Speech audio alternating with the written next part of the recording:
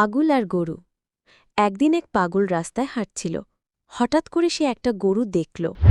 গরুটার দিকে তাকিয়ে সে বলল, আহ, কি সুন্দর গরু, ঠিক আমার মতোই বোঝে না কিছু। গরুটা ধীরে ধীরে ঘাস খাচ্ছিল। পাগল আবার বলল, তুই কি জানিস, আমি তোকে নিজের ভাই মনে করি। গরুটা কিছু না বলে মুখ নিচু করে ঘাস খেতেই থাকল।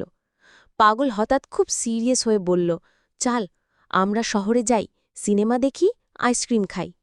এবার গরুটা একটু হেঁচকি দিল। পাগল হেসে বলল, হ্যাঁ হ্যাঁ হ্যাঁ, বুঝেছিস, তুই খুশি হয়েছিস।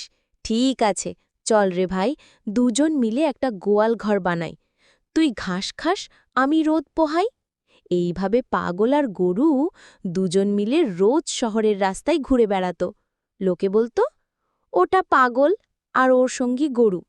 কিন্তু পাগল বলতো, আমি পাগল না রে ভাই, আমি শুধু বুদ্ধিমান গরুদের সঙ্গ খুঁজি। শিক্ষা: সব পাগল আসলে পাগল না, কেউ কেউ শুধু আমাদের চেয়ে একটু আলাদাভাবে চিন্তা করে।